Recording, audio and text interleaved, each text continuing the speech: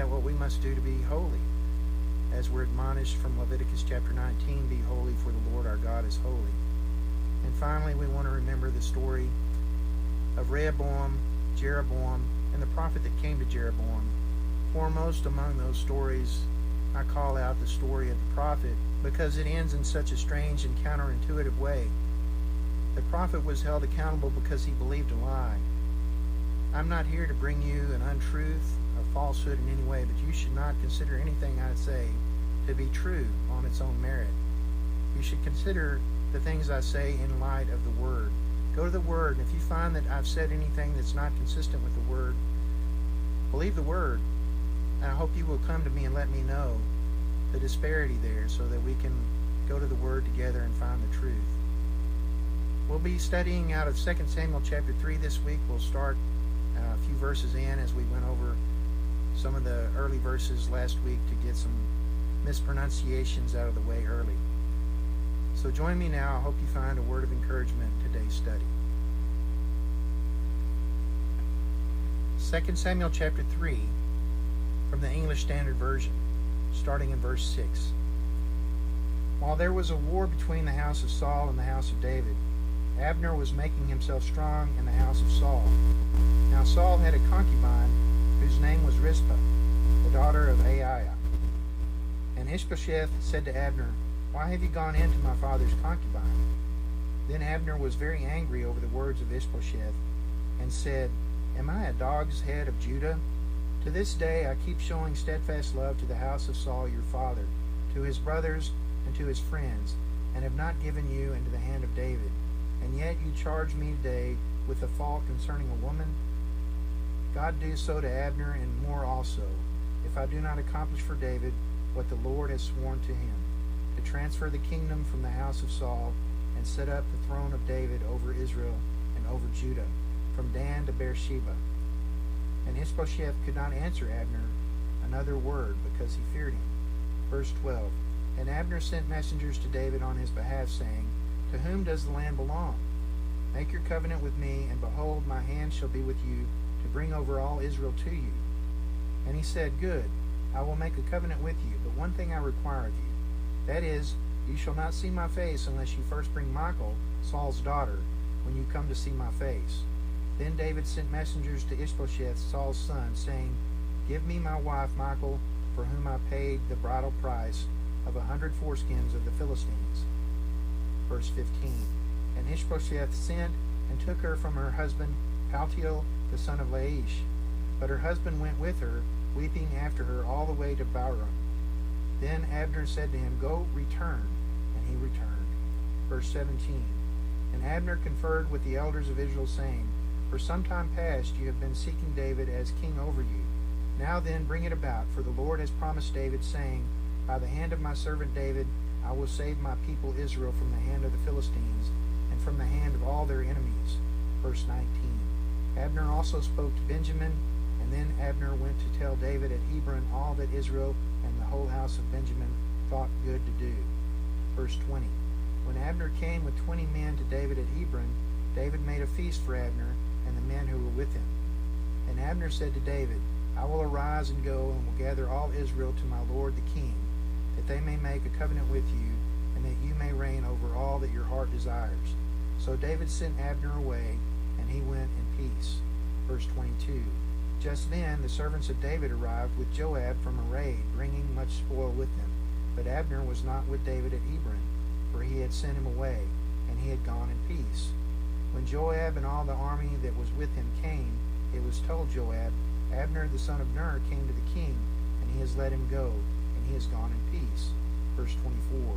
Then Joab went to the king and said, "What have you done? Behold, Abner came to you. Why is it that you have sent him away so that he is gone? You know that Abner the son of Ner came to deceive you, and to know your going out and your coming in, and to know all that you are doing." Verse 26. When Joab came out from David's presence, he sent messengers after Abner, and they brought him back from the cistern of Sirah. But David did not know about it. And when Abner returned to Hebron, Joab took him aside into the midst of the gate to speak with him privately, and there he struck him in the stomach, so that he died, for the blood of Ashiel his brother. Afterward, when when David heard of it, he said, I and my kingdom are forever guiltless before the Lord for the blood of Abner the son of Ner. May it fall upon the head of Joab and all his father's house, and may the house of Joab never be without one who has a discharge, or who is leprous, or who holds a spindle, or who falls by the sword, or who lacks bread. So Joab and Abishai his brother killed Abner, because he had put their brother Asahel to death in the battle at Gibeon. Verse 31. Then David said to Joab and to all the people who were with him, Tear your clothes and put on sackcloth and mourn before Abner. And King David followed the bier. They buried Abner at Hebron, and the king lifted up his voice and wept at the grave of Abner, and all the people wept. And the king lamented before Abner, saying, Should Abner die as a fool dies? Your hands were not bound, your feet were not fettered. As one falls before the wicked, you have fallen. And all the people wept again over him. Verse 35. Then all the people came to persuade David to eat bread while it was yet day. But David swore, saying, God do so to me, and more also, if I taste bread or anything else, till the sun goes down. And all the people took notice of it, and it pleased them, as everything that the king did pleased all the people. Verse 37. So all the people and all Israel understood that day that it had not been the king's will to put to death Abner the son of Ner. And the king said to his servants, Do you not know that a prince and a great man has fallen this day in Israel? And I was gentle today, though anointed king. These men, the sons of Zeruiah, are more severe than I. The Lord repay the evildoer according to his wickedness. Okay, so last week we studied how Ishbosheth had been made king of Israel by Abner the son of Ner, the commander of Saul's army, who was also Saul's uncle. We have this short breakdown of the time frames. It says that Ishbosheth, Saul's son, was 40 years old in verse 10 when he began to reign over Israel, and he reigned for 2 years. But the house of Judah followed David, and in that time that David was king at Hebron over the house of Judah was 7 years and 6 months. So there's a little disparity there, and I have yet to figure out how exactly that disparity should be corrected. It goes on in the next section to describe the battle of Gibeon. There, Abner of Israel meets with Joab of Judah. They sit down on opposite ends of this pool at Gibeon. They decide to have some young men stand before them and fight each other on their behalf. So 12 from Israel arose, and 12 from Judah arose. Specifically, the 12 that arose from Israel were from Benjamin. In verse 16, it says that each of these men caught his opponent by the head and immediately thrust his sword into his opponent's side, so that all of them fell down. So all 24 men fell down. And the place was called Helkath-Azurim, which means field of sword edges. And then the battle ensued, because that wasn't going to be sufficient. So Abner ended up being routed by the house of David. So the 3 sons of Zeruiah were there that day, according to verse 18, Joab, Abishai, and Asahel. And Asahel was swift of foot, and he chased after Abner directly. And I take it that Asahel was a younger man who was swift as a gazelle, while Abner was an older man who, while he gave a pretty good run, he must have been quite old. I mean, he's Saul's uncle, and Ishbosheth is 40 years old, so it's possible that he was younger than Saul's offspring, but I can't reconcile that in my head. In my mind, he was at least as old as Saul, which again, in my mind, puts him about 60 years old if Ishbosheth is 40. So here he is running from this young man. He turns and recognizes that it's Asahel, and he says, Asahel, turn to the left or right, take one of these other men for your spoil. Don't come after me. I don't want to kill you, because if I kill you, how can I then face Joab, knowing that I've killed you, his brother? But Asahel wouldn't turn from chasing after Abner, so Abner struck him with the butt of his spear. Again, Abner's in front. I'm seeing this in my mind's eye, and Asahel's behind, so he has the butt of his spear and jabs it back through Asahel's belly, and it comes out his back and kills him instantly. And all who came to the place where Asahel had fallen stood still, it says in verse 23. Joab and Abishai pursue Abner, and they pursue him and all the Benjamin that's left to the hill of Ammah, which is before Giah. I think I was saying Gila last week, but it's Giah. I was putting in an L where there is none, which is on the way of the wilderness of Gibeon. The people of Benjamin took the high ground, and they stood their ground, and they called out to Joab and says, "Shall the sword devour forever? Do you not know that this will end bitterly? How long will it be until you tell your people to turn from this pursuit of their brothers?" Calling on that brotherly love that he wouldn't show, and showing support for David and a unified Israel. But now he calls on this brotherly love, this brotherly consideration, as he faces these men who are hot on his tail. Joab said in verse 27, "As God lives, if you had not spoken, surely the men would not have given up their pursuit of their brothers until the morning." So in verse 28, Joab blows the trumpet, and the men stopped their pursuit and returned.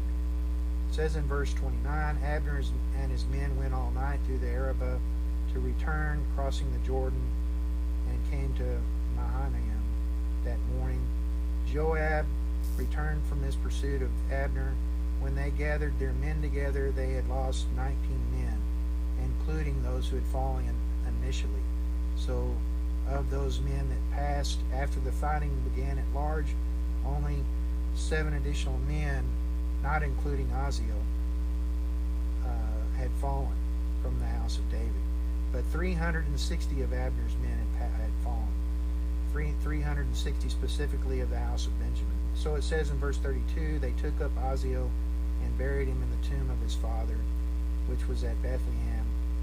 Joab and his men marched all night, and as day broke, they were at Hebron. Going on into the next chapter, there was a long war between the house of Saul and the house of David. David grew stronger and stronger, and Saul's house grew weaker and weaker. It describes the sons who were born to him while he was at Hebron, these 6 sons, whose names I will not attempt to say again. I will correct my spelling from last week. It's not Ammon, it's Amnon, who was the son of Ahinoam of Jezreel. I may have mispronounced the rest, but we'll just leave that for the record. In verse 6, today's reading, while there was war between the house of Saul and the house of David, Abner was making himself strong in the house of Saul. So as the kingdom of Israel grew weaker before the house of David and Judah, Abner was making himself stronger in the house of Saul. So effectively, Abner was using Ishbosheth as a puppet and trying to run Israel himself. He had taken upon himself to go into the concubine of Saul, whose name was Rizpah. Apparently, it's not specifically said, even though it's inferred here in the actions of Ishbosheth. And Ishbosheth challenges Abner about having done that in verse 7. Abner responds, is very angry, and says, "Am I a dog's head of Judah? To this day I have kept showing steadfast love to the house of Saul your father, to his brothers and to his friends, and have not given you into the hand of David. Yet you charge me today with a fault concerning a woman, as if it was beneath him to be charged with something that had to do with his conduct toward a woman. God do so to Abner and more also, if I do not accomplish for David what the Lord has sworn to him, to transfer the kingdom from the house of Saul and set up the throne of David over Israel and over Judah from Dan to Beersheba." So he is just now telling Ishbosheth, I'm going to put you in your place, and I'm going to give to David what God has promised David, and I will answer to David and not to you, Ishbosheth. In verse 11, Ishbosheth could not answer Abner another word because he feared him. So Ishbosheth's presence was not fearful to Abner, but Abner's presence was fearful to Ishbosheth. Abner must have been quite a man to be in the physical presence of. Verse 12 continues, at that point Abner sends messengers to David on his behalf, saying, "To whom does this land belong? Make your covenant with me, and behold, my hand shall be with you, and bring all of Israel over to you." I'm paraphrasing. David responds in verse 13, "Good, I will make a covenant with you, but one thing I require, I want to have Michal, my wife, Saul's daughter, back before you see my face." Then David sent messengers to Ishbosheth directly, saying, "Give me my wife Michal, for whom I paid the bridal price of 100 foreskins of the Philistines."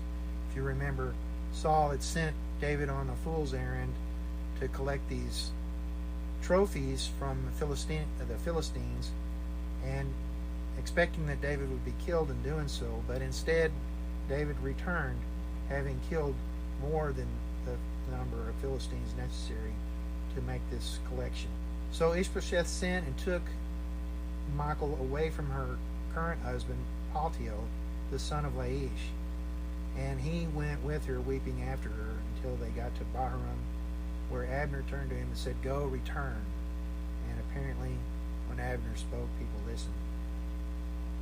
Verse 17 says that Abner conferred with the elders of Israel, saying, "For some time you've been seeking to have David as king over you." So Israel apparently was not happy with the situation with the house of Saul and Benjamin ruling over all of Israel.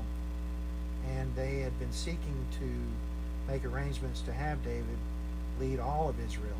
Abner then recognizes that the Lord had made this promise to David, saying, "By the hand of my servant David, I will save my people Israel from the hand of the Philistines and from the hand of all their enemies." So then Abner spoke to the house of Benjamin also. They must have been quite powerful at this point. And Abner went to tell David what he'd found out from the house leaders of Israel and Benjamin. When Abner comes to David at Hebron, David is apparently there alone.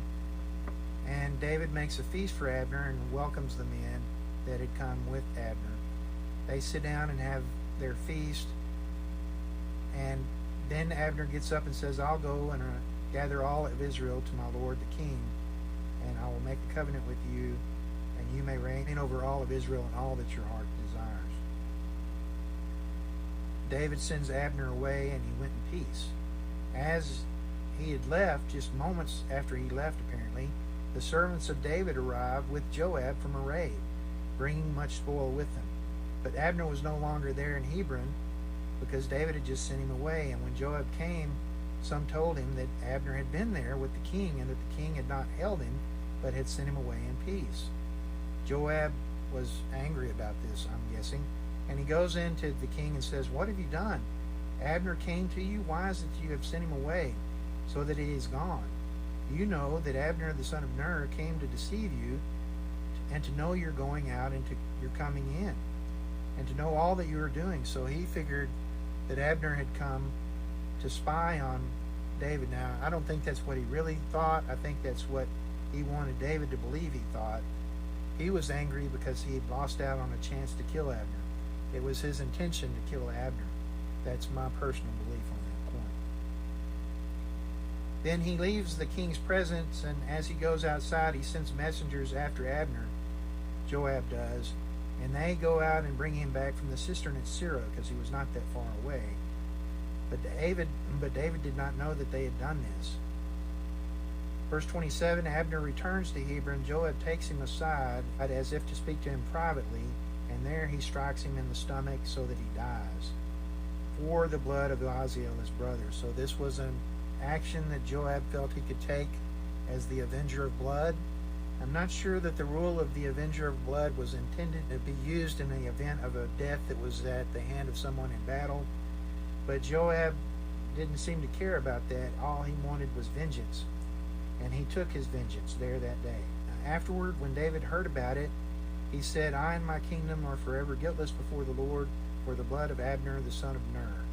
May it fall upon the head of Joab and upon all his father's house, and may the house of Joab never be without one who has a discharge, or who is leprous, or who holds a spindle."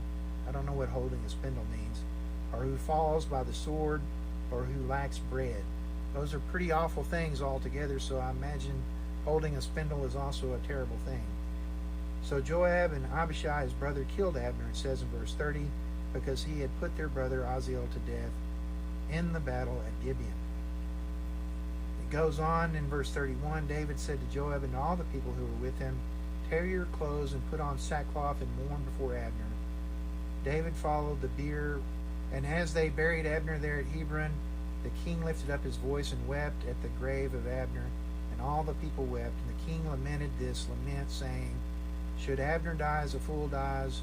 Your hands were not bound, your feet were not fettered. As one falls before the wicked, you have fallen. And all the people wept over him. So I would think that means that he was taken off guard. He was not captured and killed. He wasn't one who died in battle. He was taken off guard and killed as if he was being mugged on the street, is the way I take that. Verse 35 continues, Then all the people came to persuade David to eat bread while it was yet day. Apparently David had not eaten.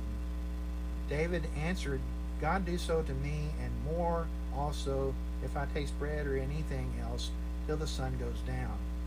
So all the people took notice of that, and it pleased them, as everything that the king did pleased all the people, it said in verse 36. In verse 37 it says that all the people understood that day that it was not the king's will that Abner be put to death.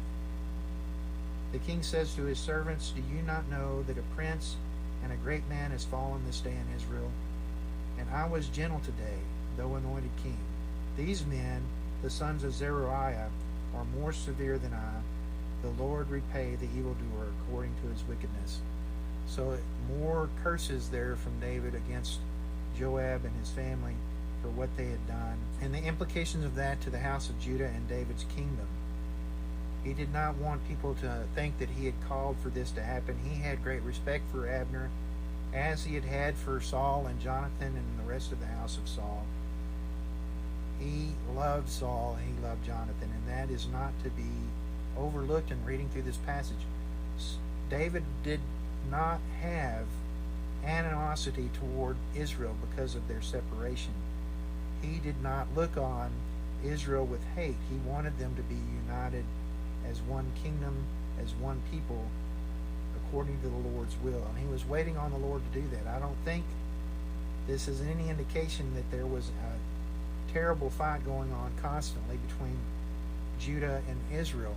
This would indicate to me that David defended himself in Judah from Israel's attacks, but he would never go after Israel. And that's probably why Israel kept weakening themselves. And in an offense against a defensive position, it's very easy to waste resources. And I would imagine that's what was going on. Israel was becoming poorer and poorer in their attacks on Judah, and Judah was becoming stronger and stronger as a result. A terrible thing to foster hate between a family of people, a people who should be united. Still a good message today as it was last week. Still a good message to look at the implications of hate in the heart of men towards someone who had just done what he had to do to survive in a battle. That's a different thing. That's a different measure of behavior in those circumstances. It was not appropriate in my mind that Joab and Abishai pursue Abner for this death. It was not inappropriate for Asahel to pursue Abner either. That was an appropriate thing to do in battle. But Asahel died a legitimate death in battle because he was fighting with someone who was going to kill him if he didn't kill him first. That's what happens in fights. Those are the rules of engagement. You engage to find out who the victor is. And when a draw is called on, then it needs to be a draw. The fighting needs to cease. Joab and Abishai did not cease their fight. In their hearts anyway. Lessons to be learned there. I've posted a reading of Psalms chapter 119.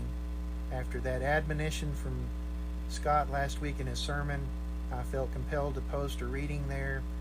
So I hope you will take advantage of that and follow through with some of what Scott had said we should do with Psalms 119 and encourage yourself with that material as you see fit. I hope you will join us today at 10 a.m. if you can for worship service. If you're sick in any way, please don't come to the auditorium, but instead stay home and enjoy the streaming service. God bless and have a great week.